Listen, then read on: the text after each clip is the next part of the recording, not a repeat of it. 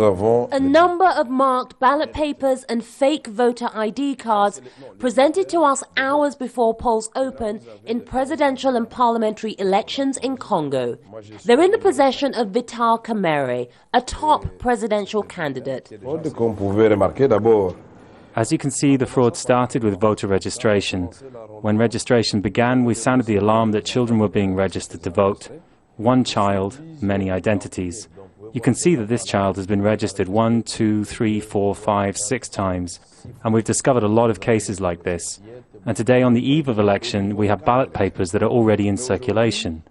Thousands of ballot papers in circulation marked to vote candidate number 3, President Joseph Kabila. So people want to win this election before the election has taken place. These were given to Kamerhe by some of his party members. The ballot papers were printed in South Africa. We took a closer look. This voter looks no older than 10 years old, but he's 21 here and called Kamerhe. In another card, the same person is 20 years old with an entirely different first name. The voter cards and ballot papers all have serial numbers. I put the allegations of fraud to the country's election boss, and one of the presidential candidates is alleging massive fraud that Seni is ignoring. What is your response to this? We want to see them. We have called the government of South Africa to make an investigation.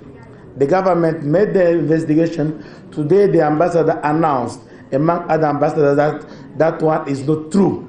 But the election boss can't explain the duplicate voter cards. Holding elections in the Democratic Republic of Congo is not easy. But saying this evidence is not true may not be enough to satisfy millions of Congolese who want their votes to count. The fear is that if voters feel the election is rigged in any way, their reaction could lead to another round of violence that marred the final days of campaigning. Yvonne Ndege, Jazeera, Kinshasa, Democratic Republic of Congo.